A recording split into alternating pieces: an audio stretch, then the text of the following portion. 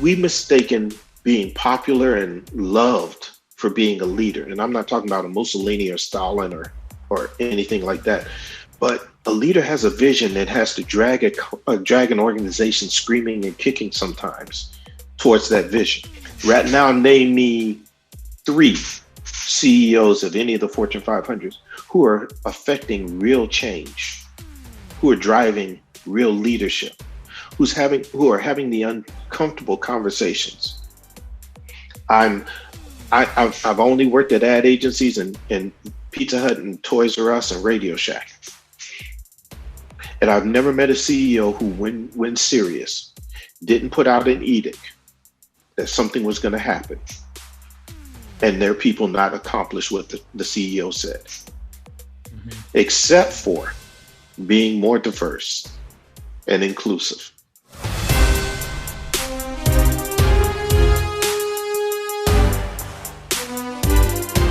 Just wow. I mean, this is a hand grenade from the second we get going the right way with Derek Walker. And Derek Walker is just an awesome guy based in South Carolina, came out of the agency world, Black American, who is just like not afraid to have the hard conversation. And we cover so much ground over the next hour, and we needed an hour to get through it all.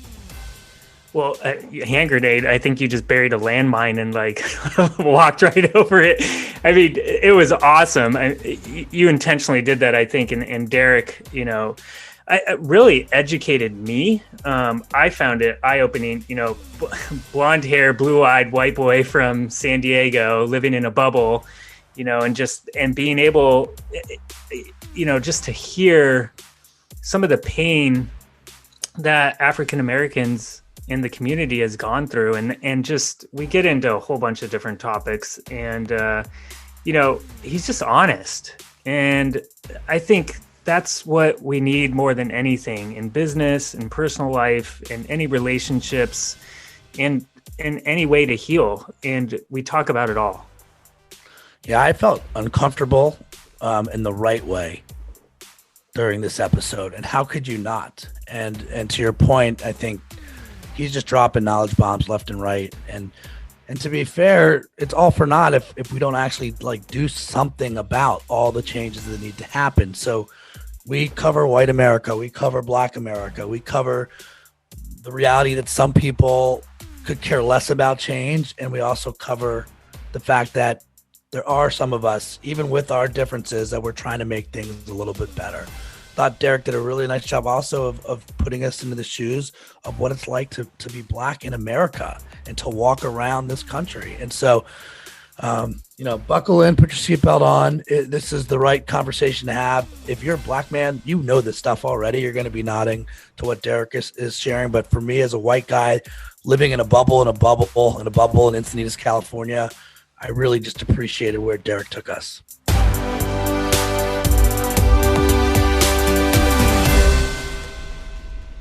It is February of 2021. We have a new president in the White House, and everything is great again. Don't you agree, Derek Walker?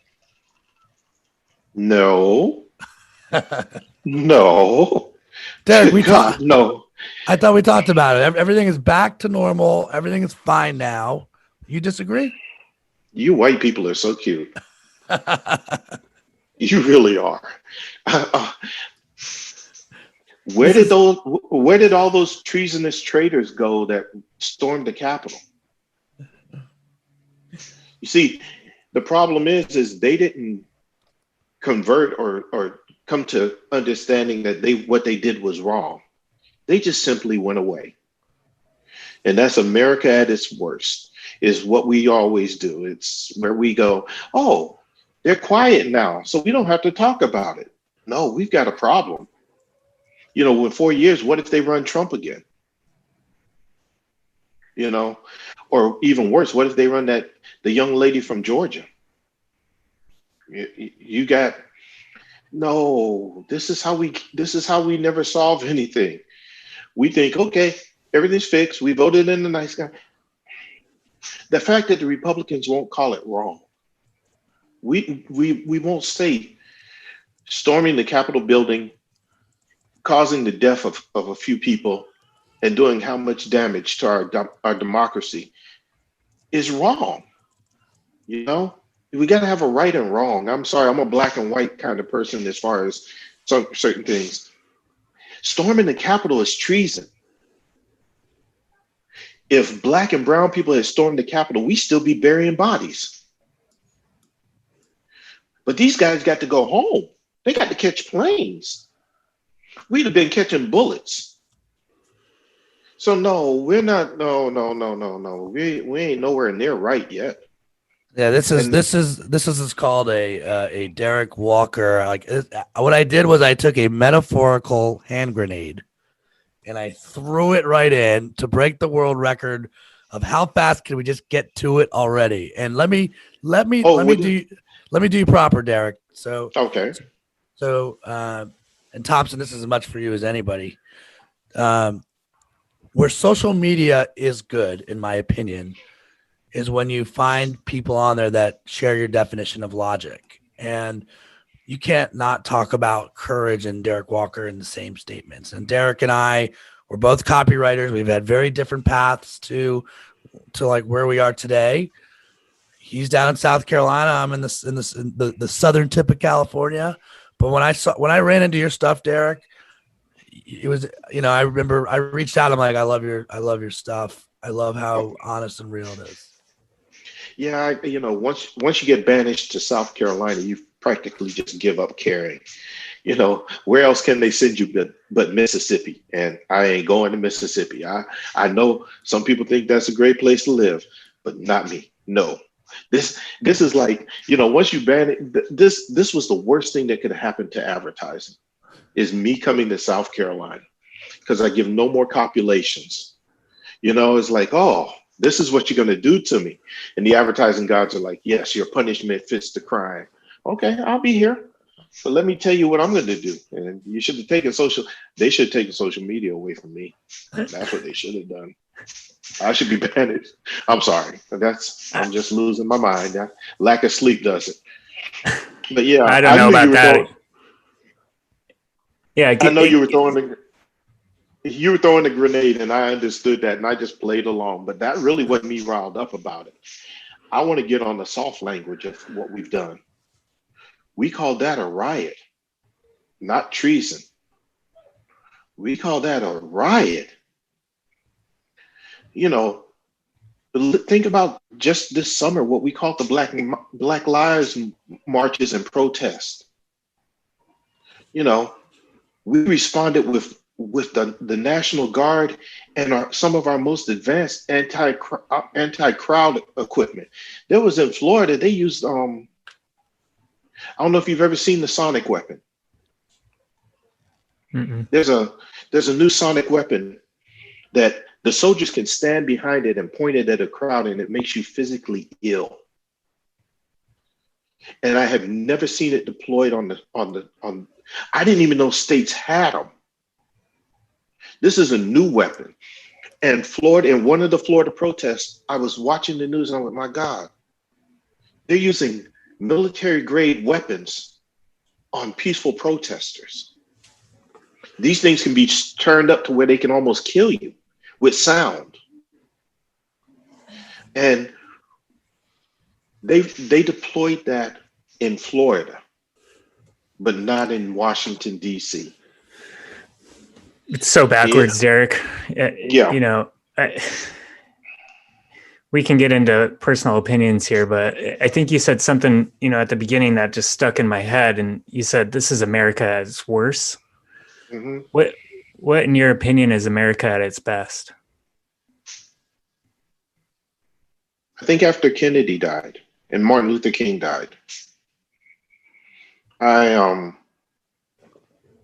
think we were shocked into a point where we went, whoa, we've got some crazy people doing some awful things. And we actually tried to be better on a moral ground. Republicans and Democrats called it wrong. What scares me about today is if somebody was to actually assassinate the president, there's a group of Americans, a large sum of them, who would see absolutely nothing wrong with that. We have lost our moral compass. It ain't spinning. We lost it. We have no, I mean, they were going to lynch Pence. They built a scaffold to lynch the Republican vice president. That, you know, to get to good. I don't know if you ever saw the HBO show, The Newsroom. Remember the opening scene of the very first episode where the young lady asks, "Why is America great?" And he just lashes out that America isn't great, but it used to be. Even at its worst in the 60s and the 70s, at least we had a conscience. And that's what we were that's what the protest against Vietnam was about. Our conscience was running up against our personal interest. This is like we sold a piece of our soul. The Constitution should be respectful. We all should be respectful of the Constitution. It's not a perfect document. I love the fact that it can be amended. But look at the Republicans. They're throwing the Constitution out. You're going to change how people can vote to win. You're going to cheat to win. These things 30 years ago were unheard of. I'm thinking about some of the classic. I wonder what they would have thought of Reagan today. Or oh God, he ran the Republican from the Midwest who ran was a quarterback, and he worked for both Democratic and Republican administrations. Oh, he was a moderate. There's no room for moderates now. And on the Democrat side, it's not too much better.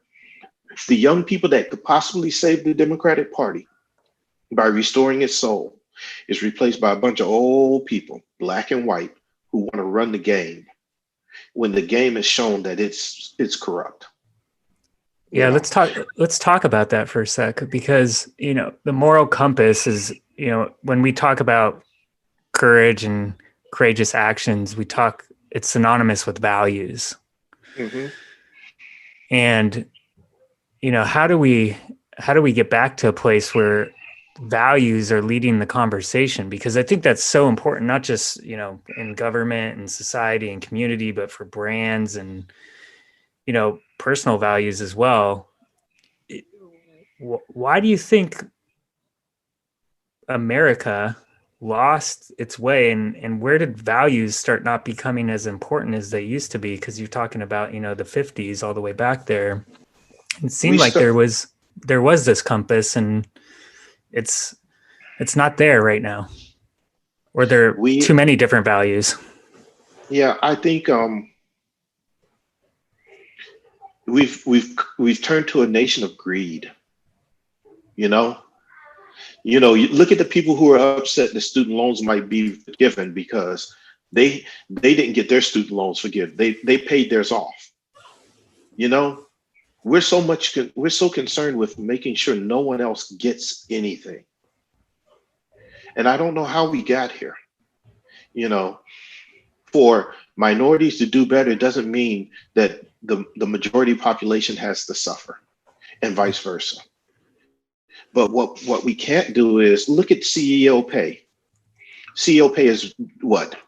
Nobody knows the number on how much it's quadrupled. But look at the workers' pay. Minimum wage is still $7.25 or something like that. But we justify that by saying these people should work harder. They're working 45 hours, 50 hours a week if they're not working two jobs. How much harder do you want them to work?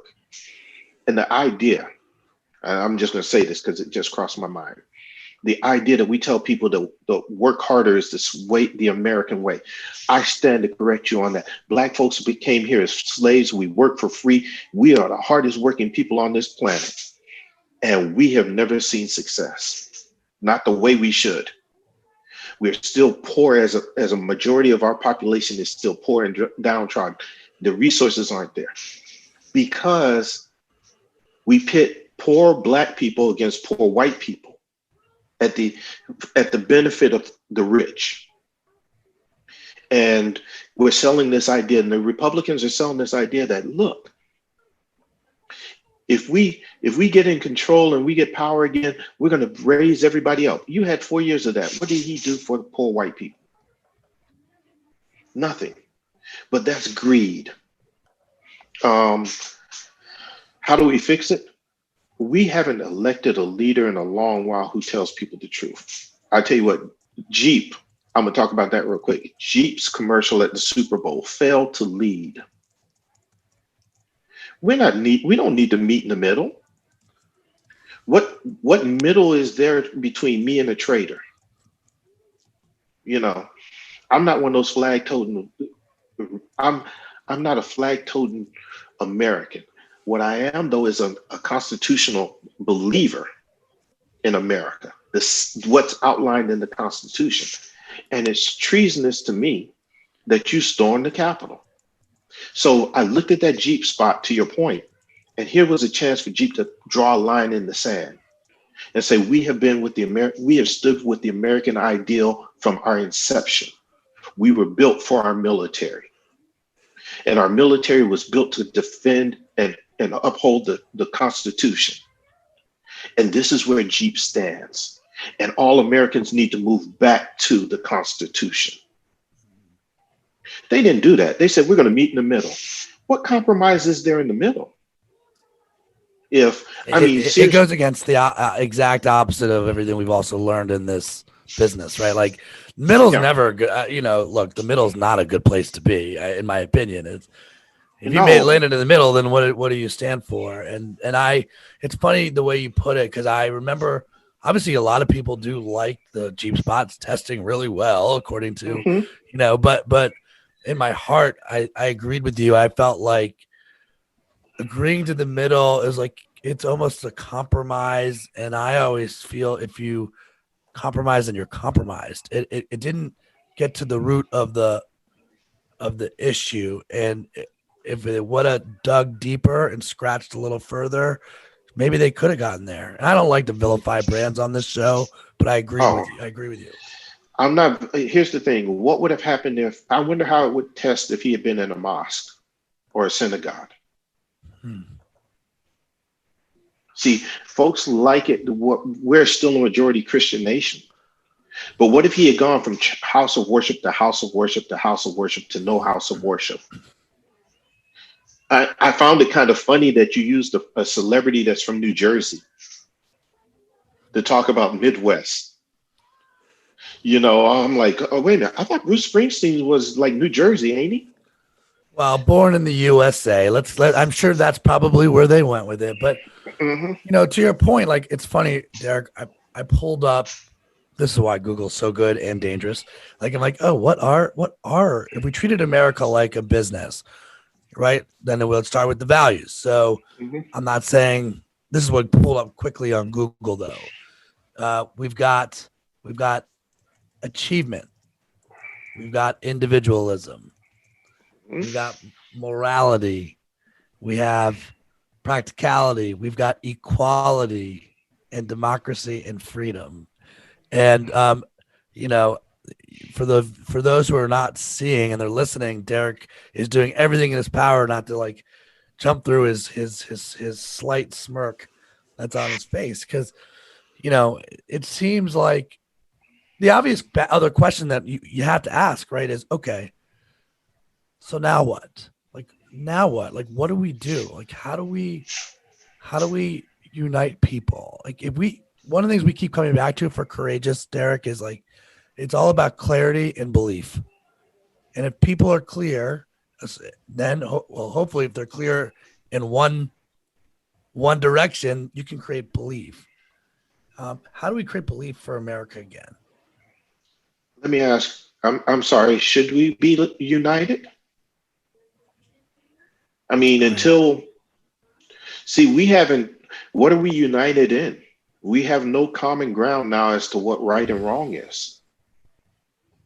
So I'm not being funny or facetious about it. I just honestly don't know, what are we united in?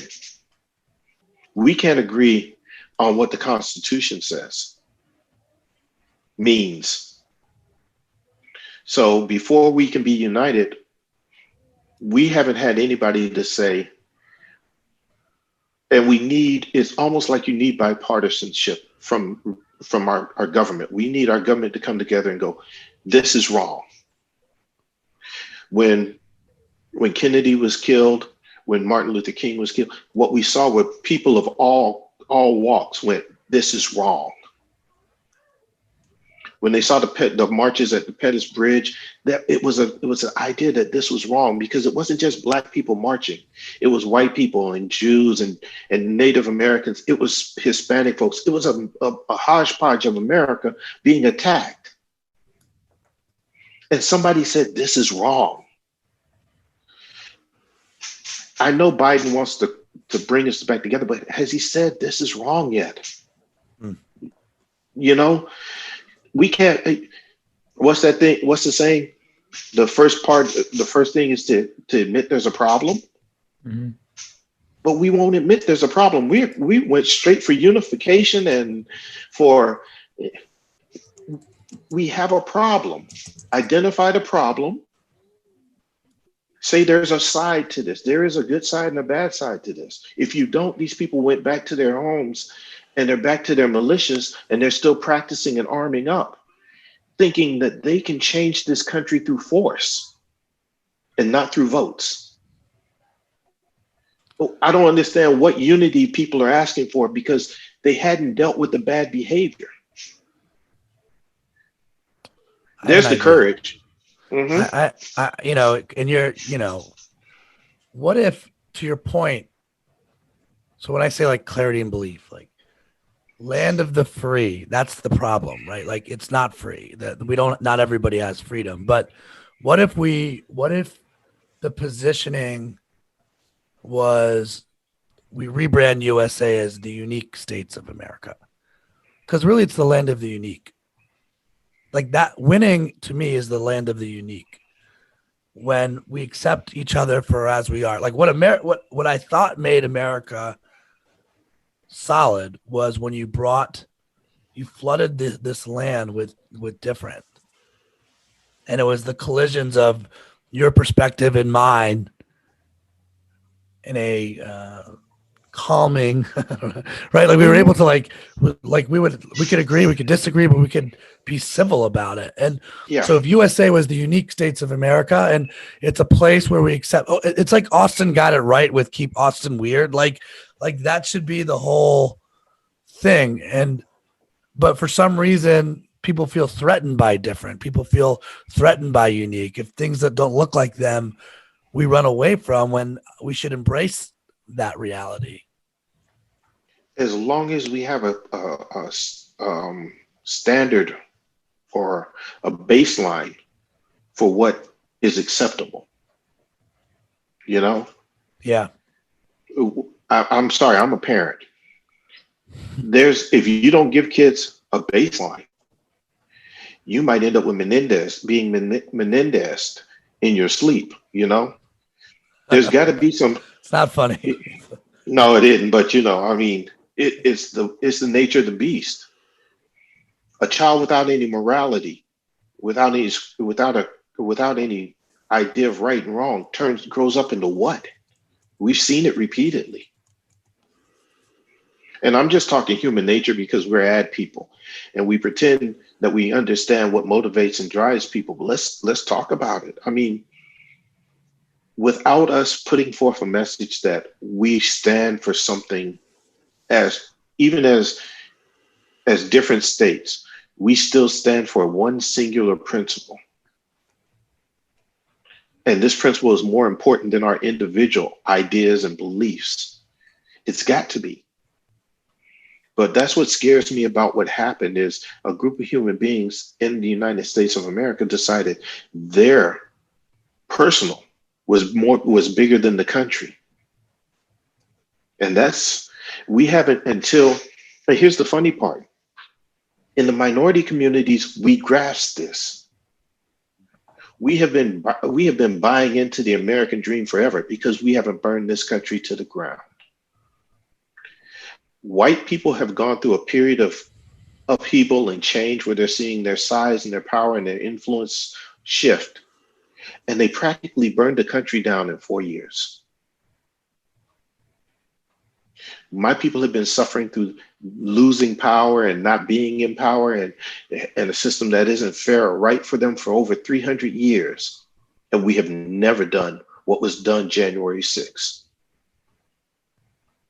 Well, to your point, it would have been a different outcome, Yeah. as you stated. Mm-hmm.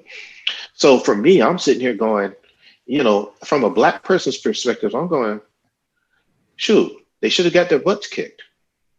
They have to have they need to be spanked, because those few that won't change need to understand that there are repercussions for starting for an act of treason. There just is. I'm the son of a soldier. What if the soldiers had rebelled like that? But, we would execute them. Federal insurrection is insurrection. But we're seeking unity with those who started the insurrection. We did that after the Civil War, and look at how it turned out. We ended up really with two countries. The South is still separate from the rest of the world. Come down to South Carolina and spend a little time and find out how far back in history you go. And I love the state. I live here, but that's the reality of it. What we and I'd rather, there's got to be better questions than this. Let me leave this alone before I'm. Well, I think, Derek, we're talking about things that we do in business as well, right? Because leadership, is so important, right? For the brands that we work on, the brands we work with. And like you said, greed has started to drive this country in the wrong direction. Maybe we can talk just a little bit about truth and leadership. And you mentioned, how important it is to have awareness to get to healing. And we believe that too. And one of the things that we like to talk about is just, put your fears on the table, because if you don't understand what the fears are, you can never have the confidence to move through them. So I think what we're seeing is I'll say it for us as general, what we're seeing is the fear of loss of power and status. And they're saying it. They have been saying it. They want it back the way it used to be. But guess what, folks? The Wayback Time machine doesn't work like that. We can't go back to it. I like leaders, and here's where I take a difference with a lot of people. We use the word leader, but I don't think we have that many of them now. Not in the business world, not in government, not in social organizations. Leaders in business would have addressed diversity and inclusion a lot different than the way they have. Mm-hmm. Leaders in business would have addressed the treatment of hourly employees a lot differently than the way we do. We would have addressed our drive for profit separately, because it's self-destructive. You want to know what our greed looks like? Look at what these big companies do when they buy the small companies. Look at what's happened to Whole Foods. Look at the quality of American-made automobiles. There's just so many things, because we're chasing profit. We're not chasing. And I had a friend. I have a friend who used to be a CEO. He used to say this: "My product is not profit. My product is advertising. If I do advertising well, we will make profit. But to do advertising well, I don't have to think about profit. I have to think about taking care of my people, protecting the work, giving the clients what they need, not what they want." And that's a leader. We mistaken being popular and loved for being a leader. And I'm not talking about a Mussolini or Stalin or anything like that. But a leader has a vision that has to drag an organization screaming and kicking sometimes towards that vision. Right now, name me 3 CEOs of any of the Fortune 500s who are affecting real change, who are driving real leadership, who are having the uncomfortable conversations. I've only worked at ad agencies and Pizza Hut and Toys R Us and Radio Shack. And I've never met a CEO who, when serious, didn't put out an edict that something was going to happen and their people not accomplish what the CEO said, except for being more diverse and inclusive. Imagine that. These folks, your boss says, we're going to be more diverse and inclusive, and their workers are going, no, we're not. So how serious is the boss? Because that's what they really are. They're bosses. They're not leaders. A leader would come back and go, you know what? I told you we were going to move this way, right? Yes. Have you done those things to help us move that way? Well, I really didn't think it was what I wanted to do. You got a choice. You will either move in that direction or you will move out. Well, I think leadership is about role modeling it too, right? Like you're saying. And so, and culture, it's not about what you say, it's about what you do. Yeah. And so if you're not walking the walk, then people aren't going to follow you because like it's not aligning, right? There's not alignment. I want to pivot just to your path and coming up through, the ad world and working on brands. And then, what primed you to start Brown and Browner?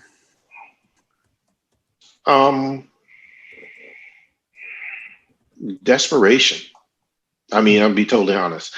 I was in my 40s. I was part of a major layoff at a big agency, a big digital agency. And we talk about, and everybody that works in advertising knows, once you get in your 40s, you're aging out. I had stayed longer than I thought a Black man could stay at an ad agency because we age out a little faster. I mean, just quite totally honest. It's just, you look at us where we're at, we don't get to the C-suite. We don't get to the VP level. And that's what we're dealing with. So I got tired, I was running from leading. I'll be totally honest with you, I was. Toys R Us and Pizza Hut trained me to lead. They brought me in to move up and to be in charge. And that's a different mindset. So when I got in advertising, the first thing I did is I laid that burden down. I don't, I want to be a copywriter. I don't ever want to lead or manage a group of people ever again. Just because I found something I love doing, which was writing and creating. And leaders don't get to do that, But when the last layoff came and I realized I could have to keep playing this in this uncertainty game, that it was time to pick it up again. And we were doing pretty good for a good time. I mean, I didn't want to, my vision for the agency was not to be big. My vision for the agency was to be good and have and to grow clients. I didn't want to go in and get a Procter and Gamble or a Coke or a McDonald's or an Apple or anything. I wanted to build one of those. To me, that's where the challenge is. Finding somebody really small and building them up to be something really big. That's that should be the Mount Everest of advertising. And that's what I was hoping for. And reality was a little different, but you get lemons, you make lemonade and lemon meringue pie. But you had a vision, at least.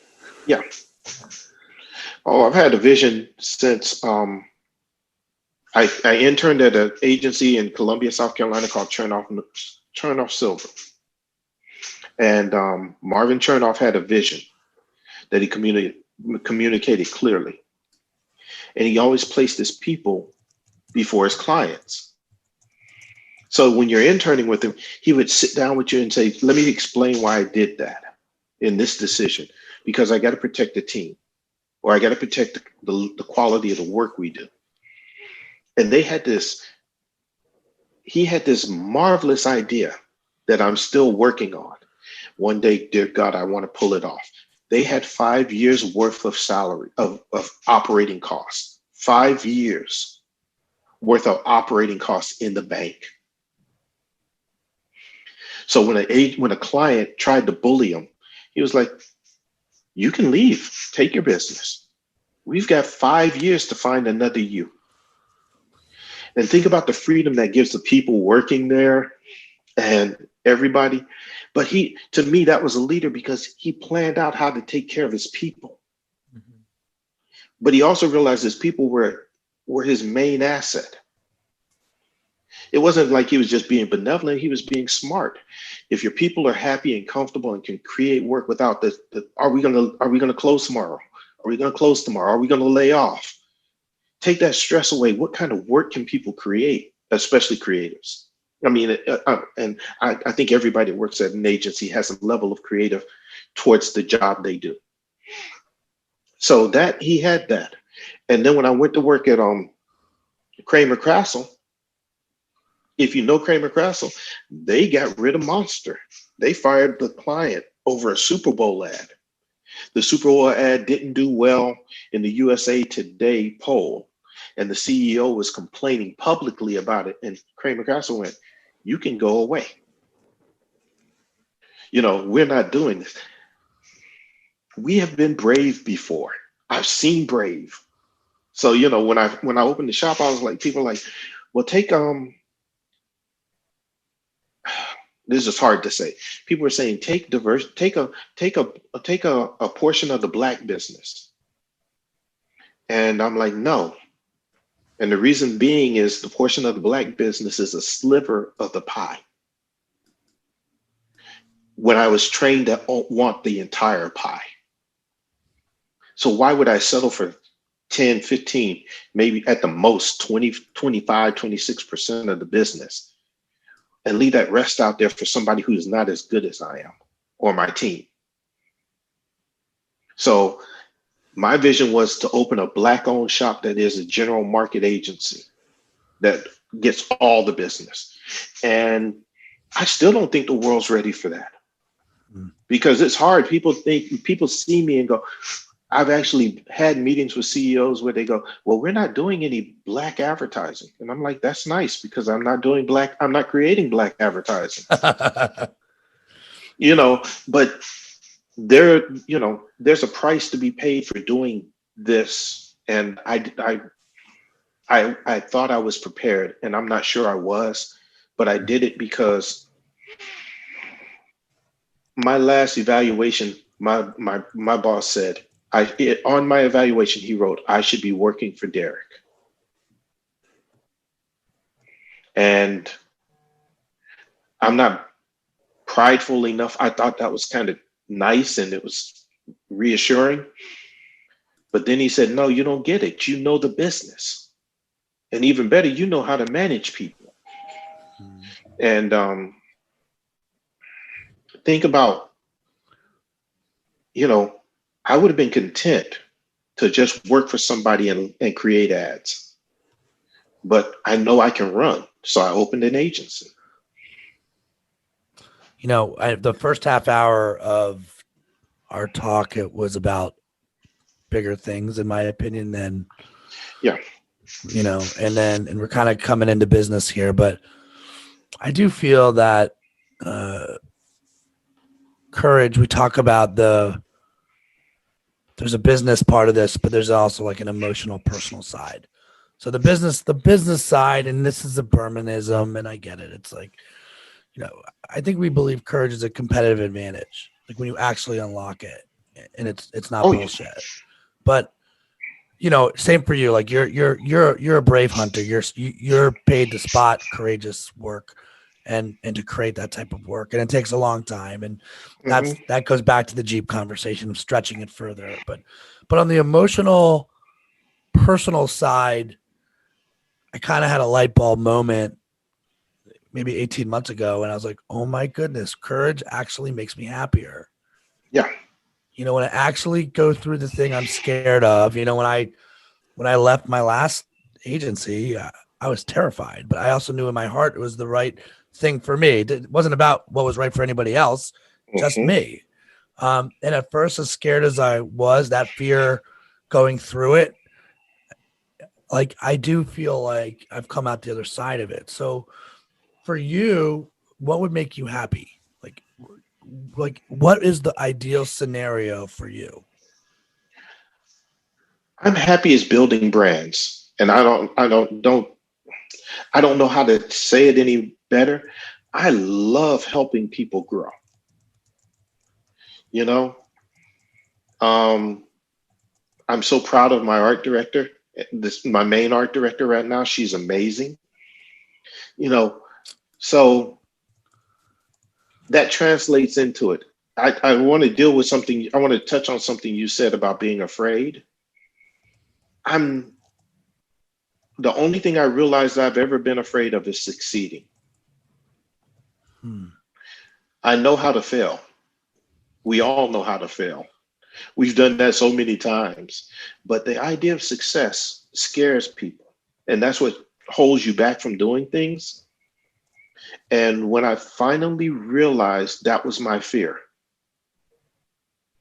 this whole doing this other stuff, you know, um, you asked what makes me happy, and it's strange. I'm happy every day because I know what I'm afraid of.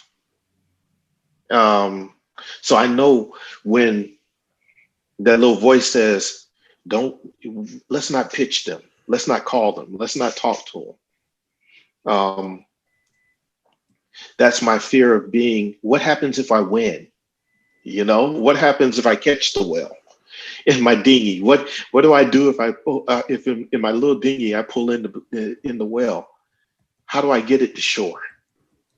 You know, that's the part we don't talk about. You know, there's no map for doing what happens when you succeed. If we succeed, what happens to our vision? If we succeed, what happens to our culture? You know, how does it change us to succeed? If we make an ungodly amount of money, what does that do to us? And that sort of, we don't think that scares us, but I think really and truly that's what keeps us safe. Because safe means we know where we are. And I'm done being safe. I never was safe. I didn't.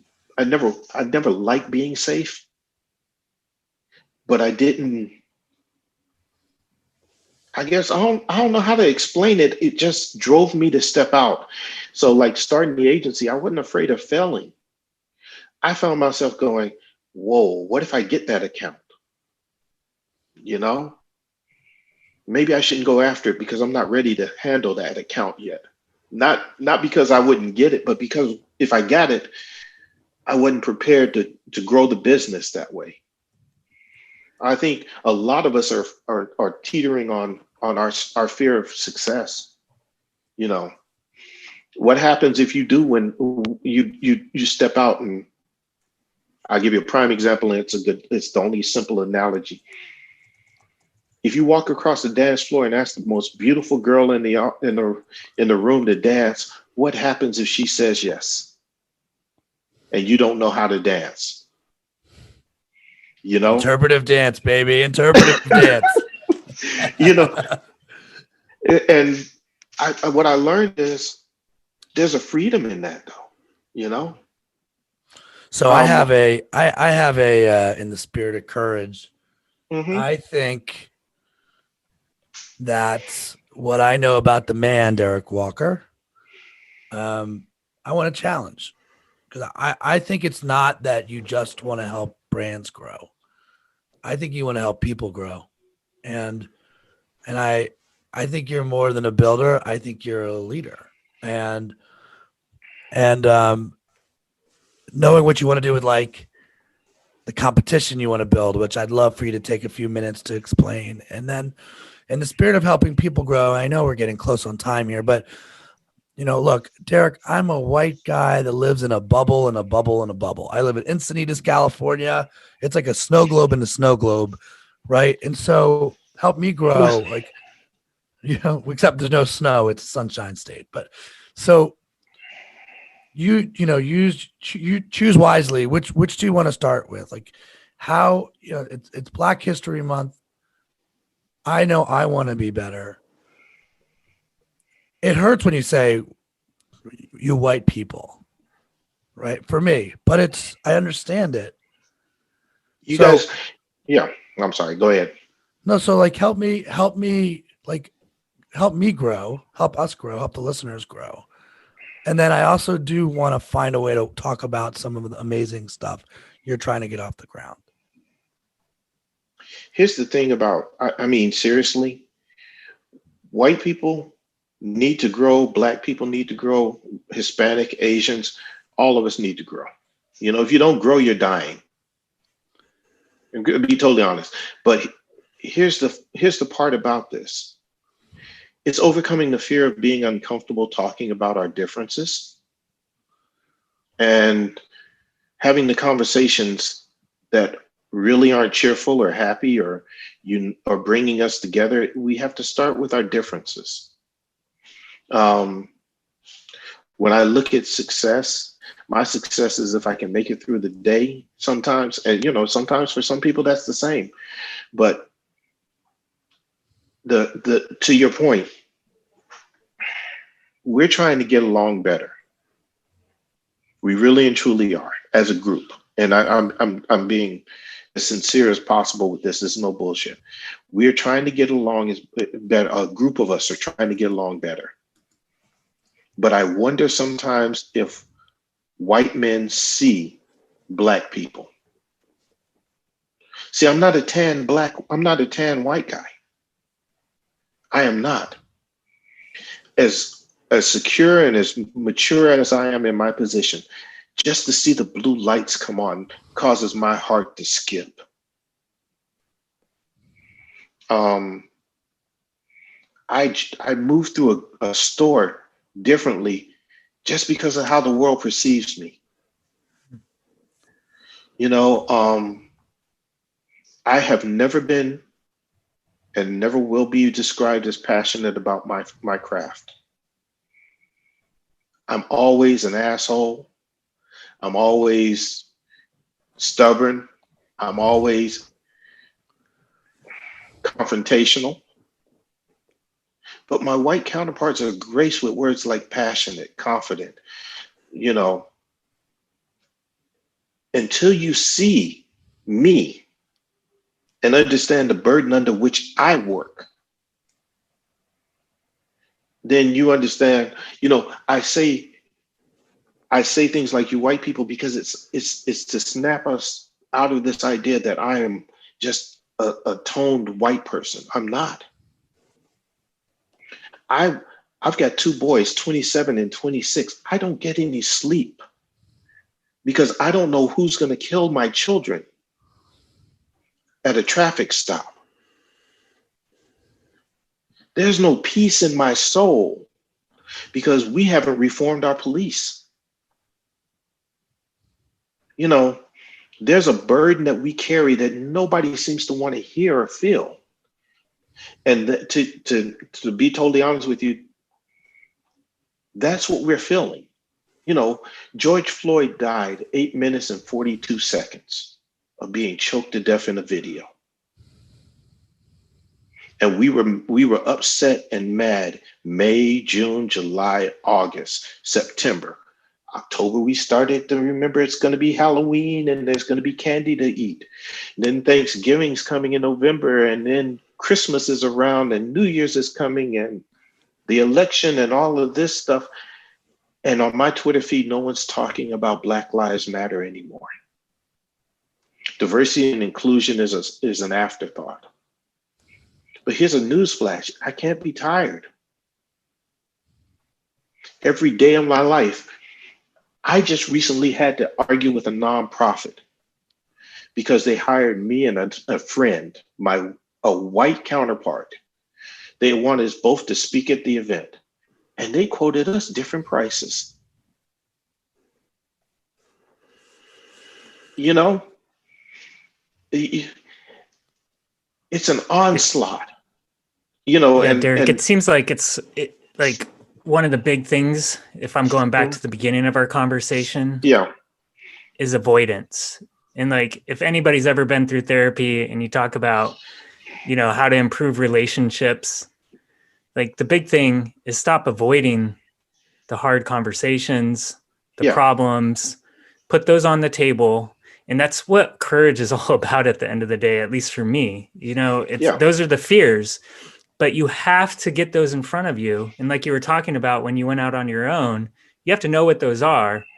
And you have to be willing and able to talk about those instead of avoiding the topic. And that's what's happening. That's what's happening in our culture. Massive amounts of avoidance of accountability, all the way down to, avoiding, the small conversations that have to happen in the boardroom to, the individuals that are working together every single day. It's easier to avoid it. It's easier just to avoid it. Or what we use a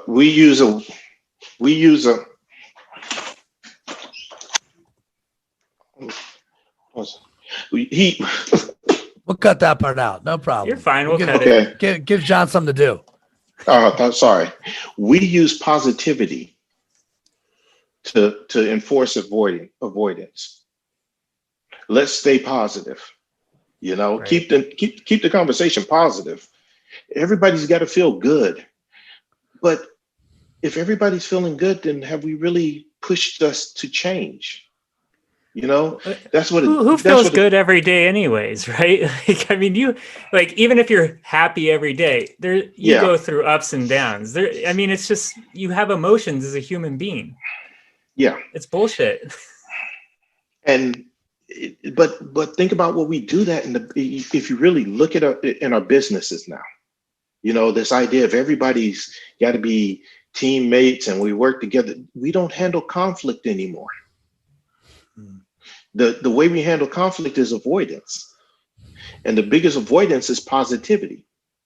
You need to, I heard this and I wanted to yank the spine out of this person. Well, don't criticize unless you have a solution.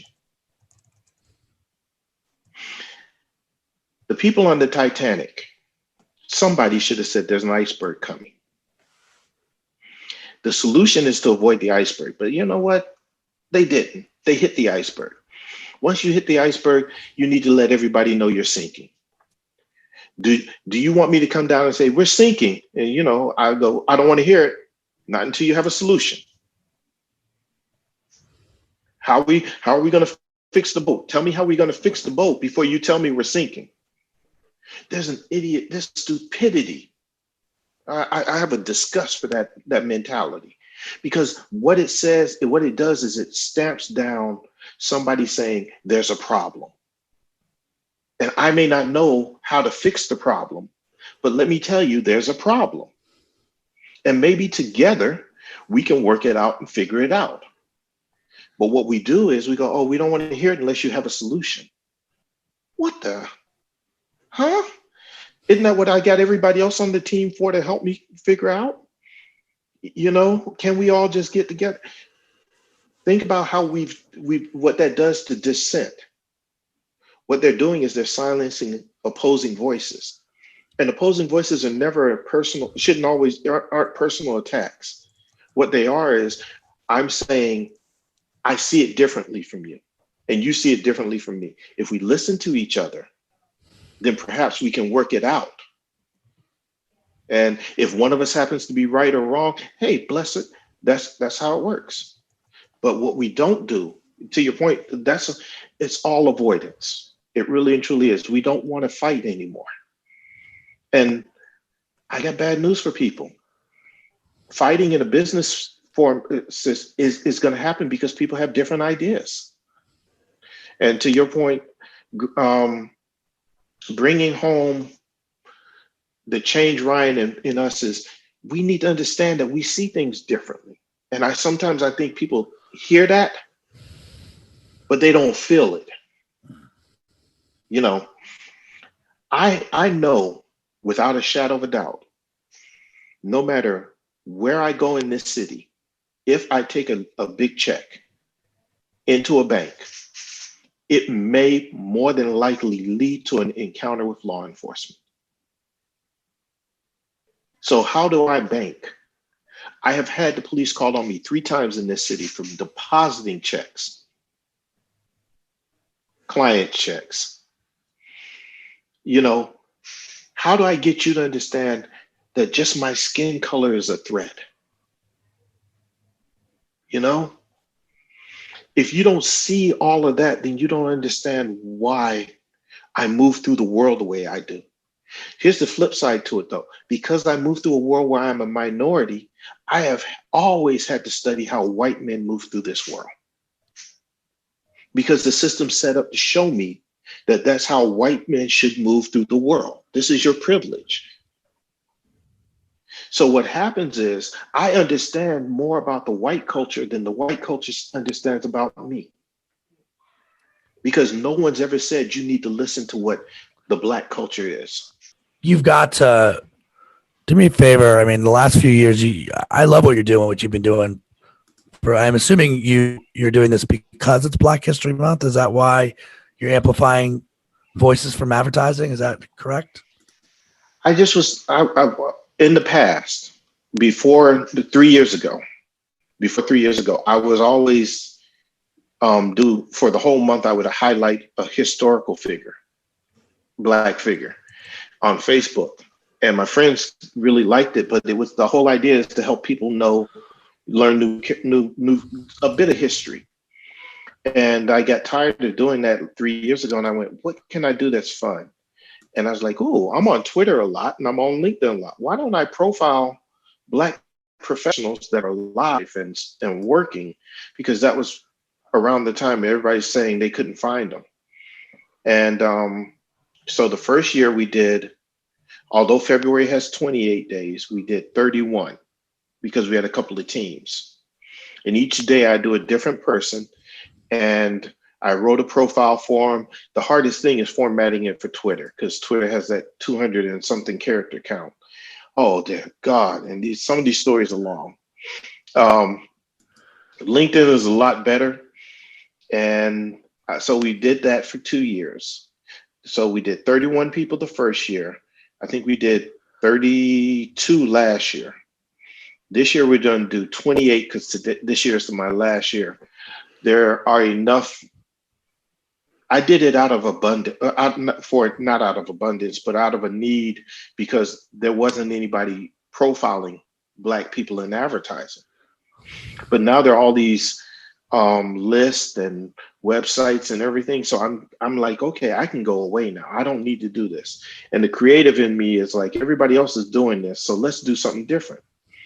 So this year, I said, you know what? I'm not going to profile a person. I'm going to highlight a person and give them 3 questions. What work are you the most proudest of? What would you change about the work and why?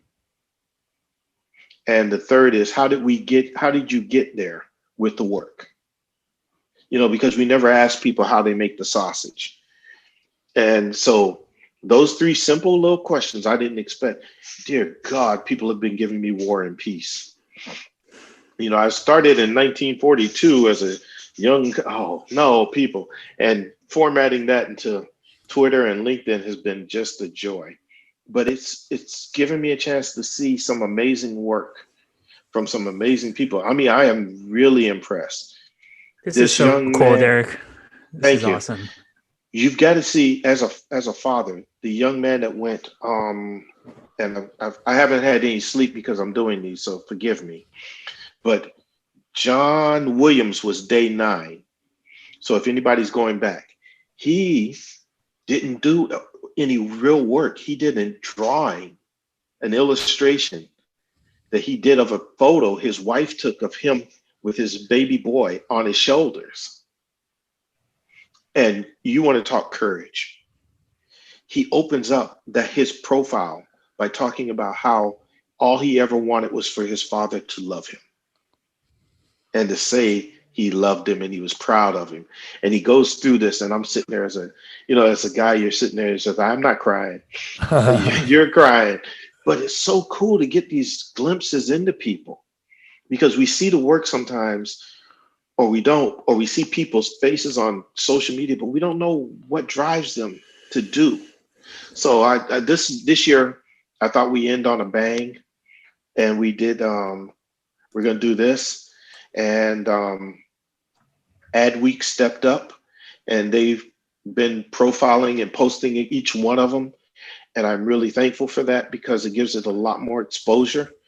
I think it was day 5 or 6. One of the people has already gotten a job offer. That's a side effect I wasn't counting on, but I'm so happy it happened. I just knew there's some great work out there that people never see. And it was like, okay, let's show folks. I tried to get some of the older people, but I couldn't get some of the living legends to do it, which would have really been cool to get somebody from the 70s or the 80s that's now retired to come in and show some of the work they're happiest about. But we're doing it, and that'll be next year. That's what I was going to say. No, it will. No, it will not be next year. Well, we'll see about that. But what I love about it, Derek, honestly, is if you think back to what we spoke about today, like you're helping people grow. And by the way, those people are going to help brands grow. So it's so cool that it all comes back full circle on like your purpose. And, look, this is the topic. This is it. Like we need to diversify. There's unique perspectives out there that everybody needs to start understanding. And I definitely have said this before, like diversity, equity, inclusion. It's not about checking a box. It's about helping you think outside your box. And it's a collision of your stuff and my stuff where the best idea comes back. It's the Titanic example that you gave. So go check his stuff out, everybody, at LinkedIn or on Twitter. Yes, sir. But it's been a joy. Thanks for coming on, Derek. Appreciate it, man. Thank you. You're welcome. If you enjoyed the episode, please give us 5 stars, subscribe, and leave us a comment. If you like what you just heard, sign up for your weekly dose of courage at returnoncourage.com.